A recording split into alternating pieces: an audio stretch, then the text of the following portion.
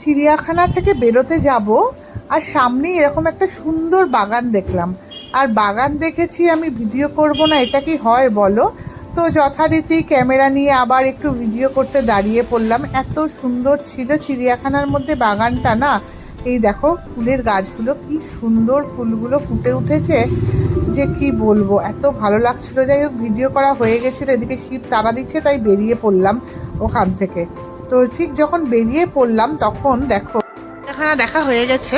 তো আমরা বেরিয়ে পড়েছি, নিচে একটা জায়গা আছে যেখানে আমাদের গাড়িটা দাঁড়িয়ে আছে, ওখানে যাচ্ছিলাম। তো আমি না বহুবার বহু লোকের ভিডিও আর ব্লগে দেখেছি এই দার্জিলিংয়ের উঁচু নিচু রাস্তা, মানে এই যে পাহাড় দিয়ে নিচে নেমে যাচ্ছি, ঢালু, আবার উপরে উঠছি।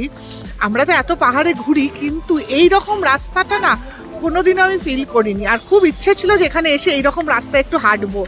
এত ভালো লাগছে, ওখান থেকে বেরিয়ে হেঁটে হেঁটে যাচ্ছি, কি বলবো, খুব ভালো লাগছে। তাই ভালো একটু ভিডিও করে তোমাদের সাথে শেয়ার করি, যে মানে আমাকে দেখেই বুঝতে পারছো যে আমি খুব খুশি যে এই রাস্তাটা দিয়ে হেঁটে যেতে যেতে।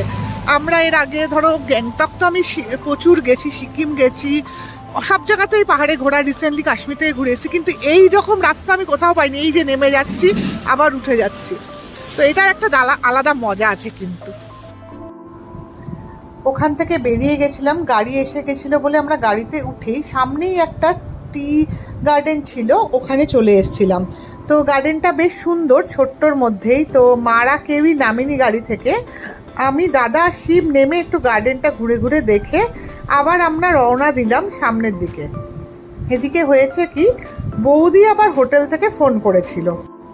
বৌদি ফোন করে বলল যে বৌদির নাকি এখন শরীরটা একটু ভালো লাগছে, তো হোটেলে একা একা ভালো লাগছে না বৌদি, তাই জন্য বৌদি আমাদের সাথে আবার বেরোতে চায়। তো সেই মতো আমরা ডিসাইড করলাম যে আমাদের ঠিক সামনেই আর একটা স্পট আছে, সেটা দেখেই আমরা হোটেলে চলে যাব। আর হোটেলে গিয়ে আমরা লাঞ্চ করে একেবারে বৌদিকে নিয়ে আবার বেরোবো। তো সেই মতোই সামনের স্পটের দিকে যেতে থাকলাম। তো আমরাও বৌদিকে সেইভাবেই বলে দিলাম যে আমরা খুব তাড়াতাড়ি চলে আসছি হোটেলে, তুমি সেইভাবেই রেডি হয়ে থাকো, এসে আমরা লাঞ্চ করে বেরোবো। আর এদিকে হয়েছে কি, আমরা যে রাস্তাটা দিয়ে যাচ্ছিলাম না, এখন সামনে হয়তো দেখছো যে রাস্তাটা ফাঁকা, কিন্তু রাস্তাটাতে যেতে যেতে যে রাস্তাটা দিয়ে প্রথমে ধরেছিলাম সেখানে বেশ জ্যাম ছিল। তো সেই জন্য সেখান দিয়ে না গিয়ে ড্রাইভার আবার গাড়িটাকে ঘুরিয়ে অন্য দিক দিয়ে নিয়ে আসলো। তো এই রাস্তাটায় জ্যামটা কম আছে, কিন্তু রাস্তাটা অনেকটাই ঘোরালো পথ। তো সেই মতোই আমাদের রাস্তা দিয়ে ঘুরে ঘুরে আমরা যাচ্ছিলাম। আর আমার তো পাহাড়ি রাস্তায় যেতে এত ভালো লাগে, তার মধ্যে আবার ঝিরঝির করে বৃষ্টি পড়ছিল। সকালে যখন আমরা বেরিয়েছিলাম তখনও ভালোই বৃষ্টি পড়ছিল, কিন্তু এখন আরও মানে বৃষ্টি হচ্ছে। দেখে হয়তো বোঝা যাচ্ছে না, মনে হচ্ছে রোদ উঠেছে, কিন্তু এখন কিন্তু ভালো বৃষ্টি পড়ছে, ছিটছিট ছিটছিট বৃষ্টি পড়ছে। তো বৃষ্টির মধ্যেই যাচ্ছিলাম আমরা। আমি তো বলছিলাম যদি খুব বেশি বৃষ্টি হয় তাহলে খুব ভালো হবে, পাহাড়ের বৃষ্টি না আমার ভীষণ ভালো লাগে। তো যদিও সেরকম বৃষ্টি আমরা একদিনও পাইনি, কিন্তু ভাবছিলাম যদি সেরকম বৃষ্টি হয় তাহলে খুব ভালো হতো। তো দেখতে দেখতে আমরা যে স্পটটা দেখতে আসবো বলছিলাম সেইখানে চলে এসেছিলাম। দেখছি প্রচুর গাড়ি টাড়ি রাখা হয়েছে, আর গাড়ি থেকে নামার সাথে সাথে এই দেখো এই সুন্দর গাছটার সাথে দেখা হয়ে গেল। এটা নাকি একটা জাপানিজ টেম্পল যেখানে এসেছি, আর গাছটাকে দেখেই আমার গান গাইতে ইচ্ছে হলো। মরবো বলে নাকি জানে এই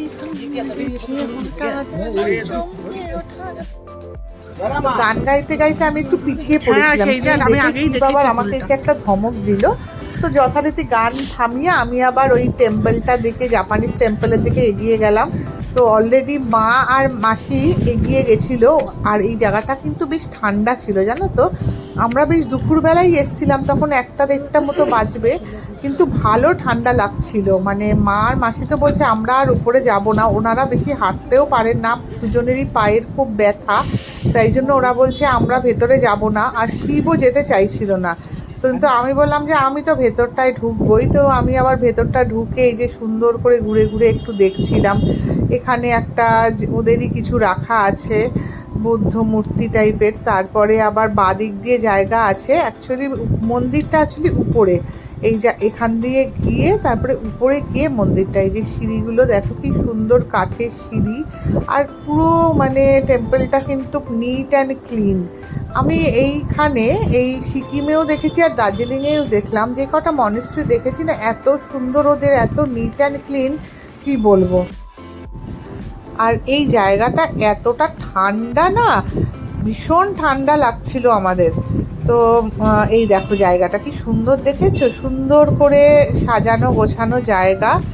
আমি যেটুকুন পেরেছি সেটুকুনি ফটো আর ভিডিওগ্রাফি করেছি। ওরা খুব একটা ভিডিও করতে দিচ্ছিল না ভেতরটায়, তাও ওদের একটু পারমিশন নিয়ে যেটুকুন সম্ভব হয়েছে আমি একটু তাড়াতাড়ি করে ভিডিও করে নিলাম। তারপরে ওখান থেকে বেরিয়ে গেছি। তারপরে আবার দেখো এই ওই যে গাছটা দেখেছিলাম ওরকম আর একটা গাছ, কি সুন্দর, দেখো কত ফুল ফুটে রয়েছে গাছটাতে। গাছটা দেখে এত ভালো লাগছিল। এখানে এইরকম বেশ 4-5খানা গাছ ছিল, মানে খুব সুন্দর লাগছিল। আমার মা আবার আমাকে বলছে একটু গাছটার ভালো করে ফটো তুলতো, কিন্তু একটা কি বলতো, গাছ থেকে যে একটা ফুল পারবো সেটা আর পারতে পারছিলাম না। তো যাই হোক, ওখানকার সিনারি দেখে আর ওখানকার সব কিছু দেখে আমার আবার একটু গান গাইতে ইচ্ছে করছিল, তাই জন্য ভাবলাম আমি আর একটু গান গেয়ে ফেলি। মরবো বলে ঝাঁপ দিয়েছি, মরবো না কে জানে, এই হঠাৎ করে আমায় দেখে চমকে ওঠার মানে, সে তো সবাই জানে, সবাই জানে অঙ্ক কঠিন মিলবে না একটাও, সবাই জানে অঙ্ক কঠিন মিলবে না একটাও।